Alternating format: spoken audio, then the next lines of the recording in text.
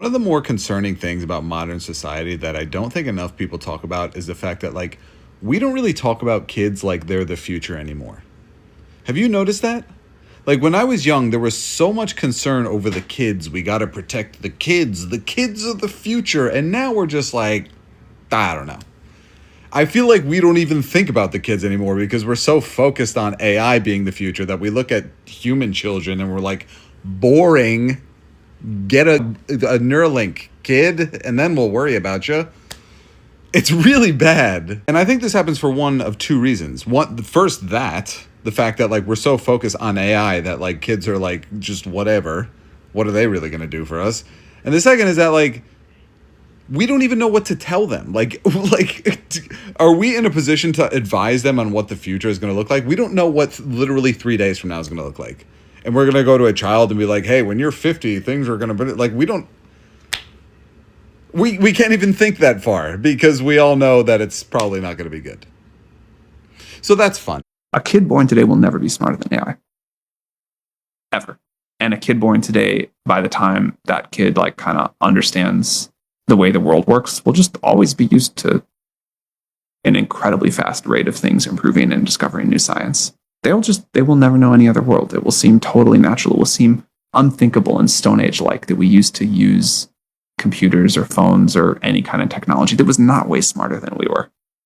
You know, we will think like how bad those people of the 2020s had it. Yeah, like, I want my kid to think I had a terrible, constrained life and that he has this incredible, infinite canvas of stuff to do.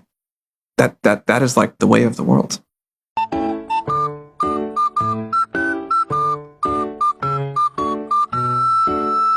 And I do think when you talk about Gen Z and you're talking about Gen Z in a negative way, when people say, oh, Gen Z is so conservative, Gen Z can't read, Gen Z needs AI to do everything, da da da da.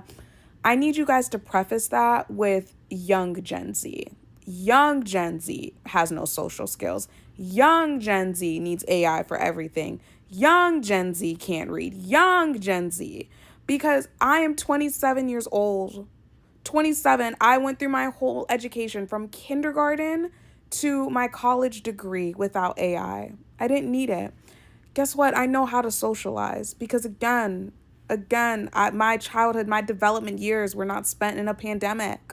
They weren't. Like, and don't get me wrong, I'm sure all generations get grouped up like that, but I feel like there is such a stark difference between older Gen Z and younger Gen Z. And I don't know when the cutoff is, but definitely for the Gen Z babies who were born before 9/11, we are a different breed. We are not like the young Gen Z. We have some similarities with them, don't get me wrong, but a lot of the negative things people have to say about Gen Z do not apply to us. He don't got the functioning brain that we got. Would take real medicine. So I ain't even sound like he got a lot of sense to me. Yeah, but that just come with, like, you just learning what to say when you going through life. And the kids are so bad because there's nothing better to do. I really feel for the younger generation because a lot of things that should be accessible to them have been outpriced or shut down. I often hear adults talk about a lack of a third space, but what about kids? What are kids to do with their free time? What special programming has been stripped away from them with the recent cuts made by the government? Aside from the military, what organizations and community interest groups are visiting schools to recruit? What parents have disposable income that they can invest in their child's interest in this economy? And now we can even ask what aid is given to parents that are raising children. We speak down on this generation a lot, but the truth is they've been given a downtrodden world. What examples do they have for what they can look forward to? And what have we shown them based upon how we treat them? Have we protected their interests? Have we protected their future? Have we supplied them with a safe space? As humans, we have a tendency to look at the outcome of a continuing occurrence and point blame to the outcome rather than the system that created it. The youth represent the system at work. They are often left isolated, alone, and amongst each other until they create action that leads them into criminals or even worse, death. The kids may be lost, but where is their guidance? I found the shift from companies catering toward families and especially catering toward kids to now where everything is catered toward essentially just an adult to quickly purchase something and leave, or even more so toward drive-through. And now there's things like fucking 7 Brew. It's only a drive-through. You can't sit down. Obviously awful for the planet. You think about the crap ton of emissions, but that's not even the biggest problem here. Where are kids supposed to go? What is a child supposed to do anymore? Families aren't sitting down at a table and eating anymore. Kids don't have a place to go play at. Obviously, it's probably better for the employees not to have to clean that all the time. But like, I don't know. It makes me scared and concerned what our kids going to do in the future, what our family's going to do in the future, because there is no place for them except for their house.